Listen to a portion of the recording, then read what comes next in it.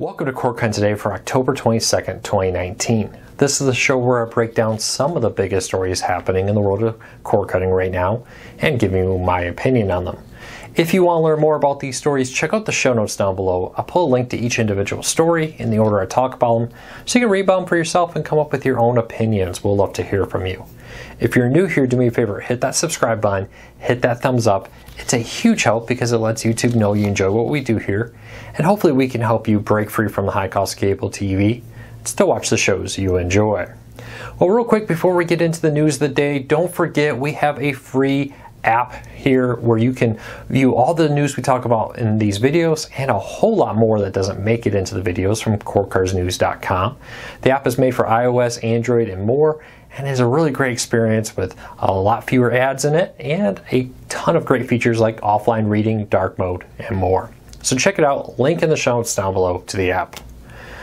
Well, are you looking for a free year of Disney? If you're a Verizon customer, you may be in luck. Verizon is offering a free year of Disney Plus to all Verizon Unlimited customers. So if you have one of their unlimited data plans, starting when Disney Plus launches next month, you'll be able to go there, create a special account. You need to use a specific link in the show notes down below that will allow you to have a free year of Disney Plus. Unfortunately, if you've already pre-signed up for like one of those prepaid for 3-year deals, I'm not sure how you will take advantage of this. You may be out of luck, unfortunately.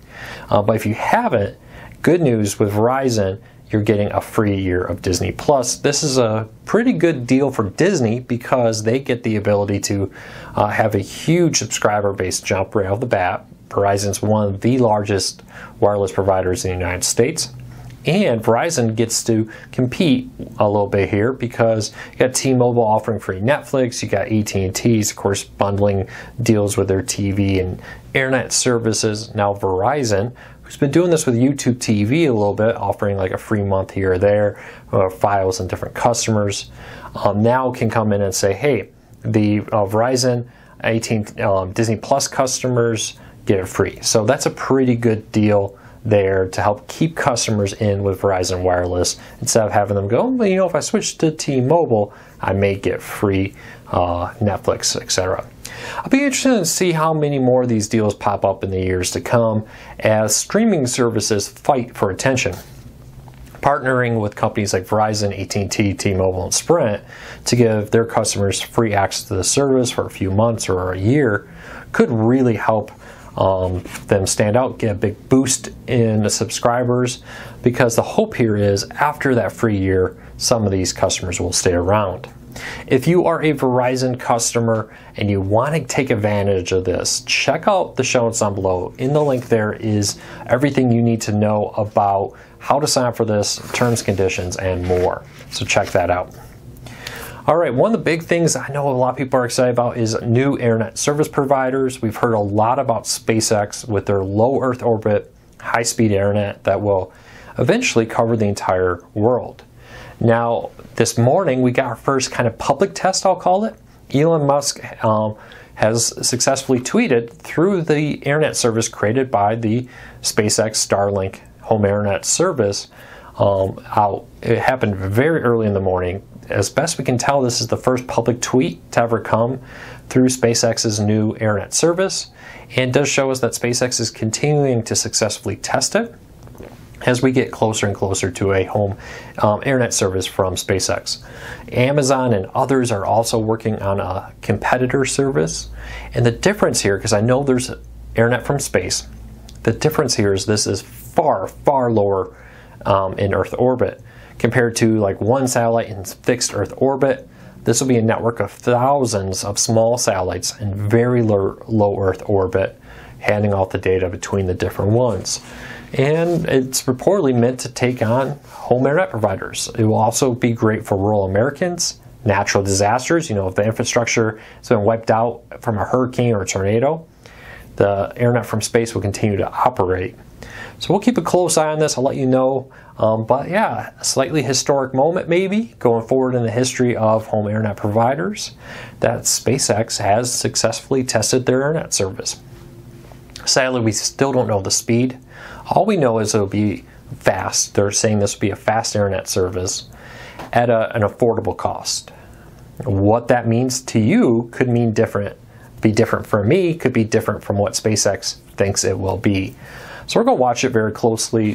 They have about 60 satellites in space right now for this, and they're targeting right now, they moved it back slightly to the summer of 2020 instead of early 2020 for this SpaceX home internet service launch. So let me know, are you excited? Are you planning to ditch your Comcast or Spectrum? Let me know. I really do think the next phase of cord cutting is ditching the cable internet, maybe the DSL internet too, for these new fixed wirelesses, 5G, internet from space, fiber, and more providers out there. And I find it funny that, a lot of cable companies are being very dismissive of these internet providers in a very, very similar way to the way they were dismissive of cord cutting in the early days, right? Whatever, we'll be fine. Maybe a few people will leave. Nothing to worry about. And that's what they said about cord cutting. And now we're seeing them say the same thing about these new internet providers. They could find themselves not only facing cord cutting on the TV side of their business, but also on the internet side. And that would be truly devastating to companies who have built their business around home internet and TV. Yeah, they may offer home security or phone service. That's a fraction of what their internet and TV customers really are. So let me know, would you jump at the first option for anything that's reasonably priced that offers similar speed? Would you make that leap? All right, if you are a Roku owner, good news, the new 2019 Roku Remote is now for sale. Really though, the only thing that will make you want to upgrade your remote here is a mute button. This does come with a voice remote, so if you have a line of sight remote and you want to get a voice remote, this could be an option. And it does include the ability to power on and off your TV, or control the volume, and newly have a mute button on it. In the past, Roku remotes had a power button and a volume up and down. If you wanted to mute it, you had to hold the volume all the way down until it muted. Now with the click of the button on the remote, you have a mute button. Really great feature there, addition. Past that, I don't think you're going to really see a lot of features here that are going to make you want to pay the $19.99 price to upgrade to the new Roku Remote. Now, with that said, if you had a line of sight without the voice control, you may want to do this. Sadly, this new remote up for sale is not the Roku Ultra version. The Roku Ultra includes the programmable buttons where you can have it launch a channel, do a voice search, or whatever you want those buttons to do. This version does not include that ability. So, tough news there, but if you've been looking for a Roku remote, you want to maybe get the Roku voice search in your remote, the point anywhere nature of it, so you don't need a line of sight for it. That's a pretty good feature there, so check that out.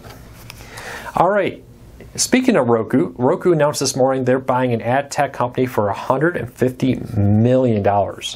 So Roku for some time now has been making more money off of subscriptions and ads than they are off of actually selling physical hardware. Roku's whole model right now is sell the device cheap and then make money off the ads and the subscriptions that you do through your Roku. And that has so far paid off. Now they're buying a new ad tech company that will hopefully help them continue to develop that. This company specializes in the ability to format or make ad management a lot easier, I should say, which could help Roku grow the business. Billions of dollars are still spent on traditional media. As viewership continues to drop on pay TV services, Roku is betting heavily that a lot of that money will come over to Roku. According to Ad Age, Roku is the largest streamer of ads on connected devices like Roku, Smart TVs, and more.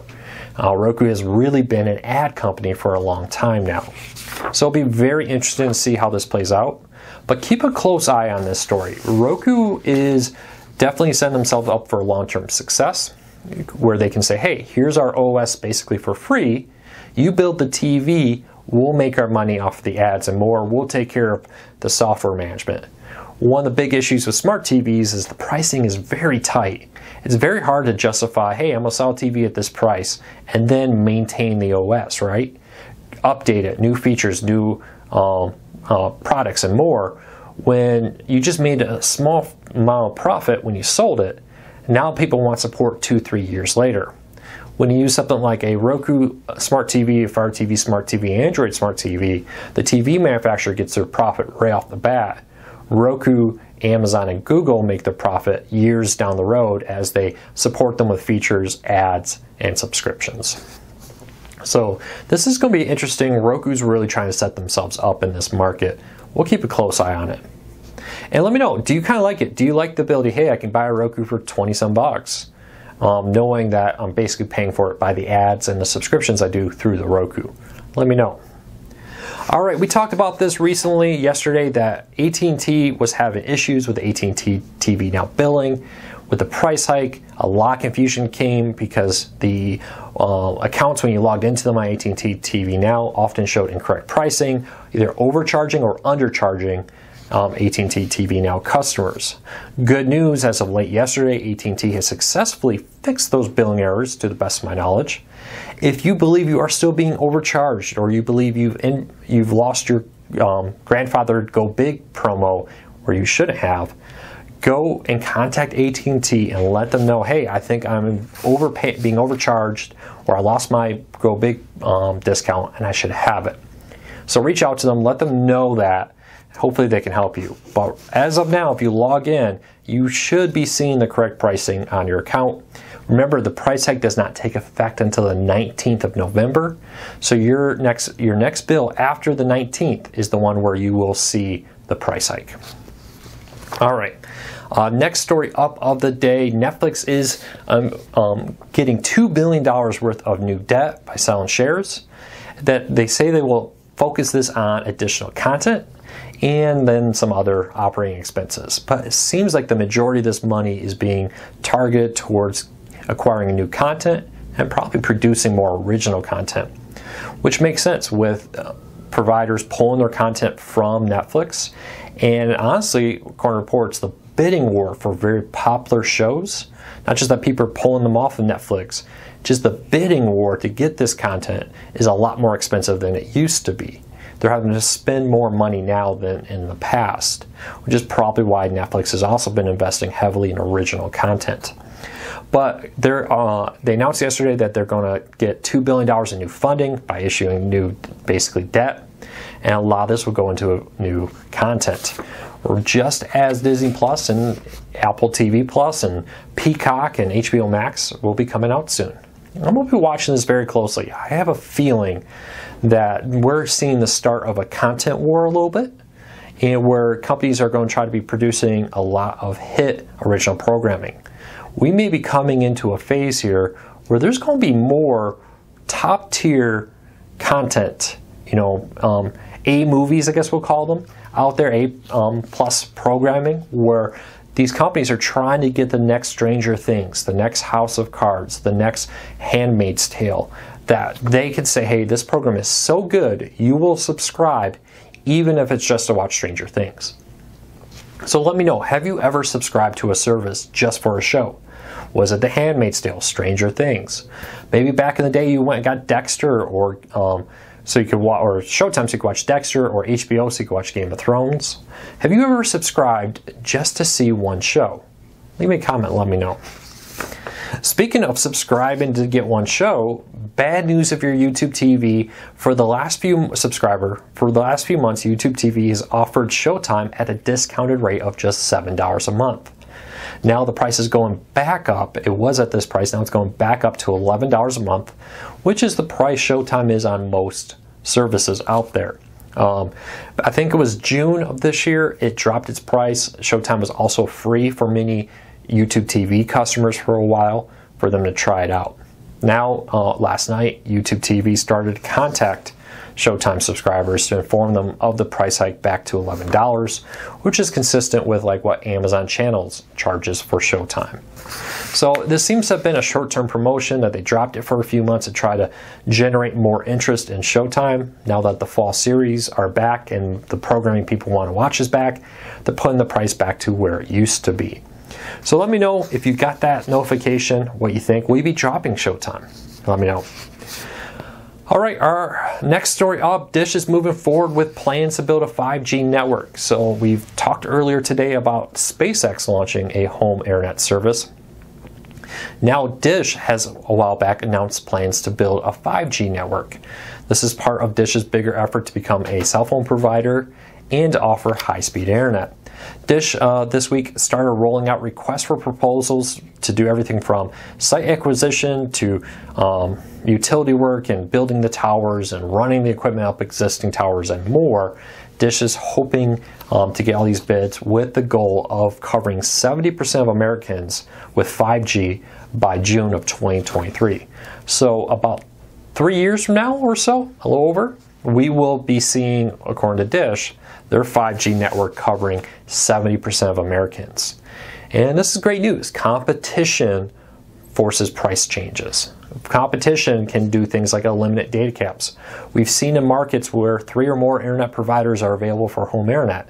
Typically, as speeds go up, the price goes down, and you're, I've heard, less likely to have data caps. So I hope they're successful. Even if you don't plan to get Dish, you probably want them to be successful because they could put pressure on T-Mobile and Sprint and Verizon and more. They could put pressure if they start rolling out their home internet to other providers out there. So I'm going to be watching it very closely, but the good news is they're at the stage where they're ready to start the work and they're getting proposals from companies who will do the work for them to go build this equipment out there. So let me know, how are you hoping they're successful? Dish did announce that this new service, which is rumored to maybe be called Sling Wireless. Dish owns the domain name for Sling Wireless, and it was purchased about the time they word started really picking up about their new wireless 5G networks and more. So we'll keep a close eye on this. But you know, names change. Even if they plan to call it Sling Wireless now, that could change. We see that all the time in businesses. One name now sounds great. A year from now when we're actually ready to launch it, or 2 years, nah, never mind. We're changing it. So keep that in mind. And last story up of the day, I get this question a lot. What is the best DVR service for cord cutters when it comes to like Sling TV, PlayStation Vue, etc.? Who has the best live TV streaming cloud DVR? Jess has sat down and broke out each DVR service, their limitations, their storage, and more, and really broke it down. Now the truth is, there is no one DVR that's right for everybody.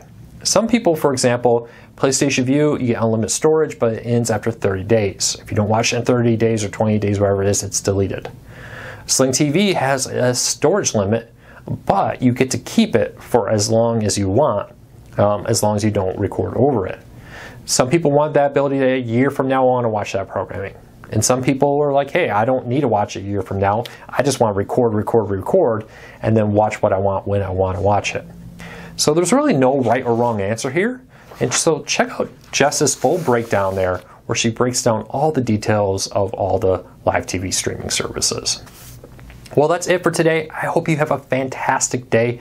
We'll be back tomorrow with more Cord Cutting Today, where we'll break down some of the biggest stories happening in the world of cord cutting right now. Take care, everybody. Thanks for your support.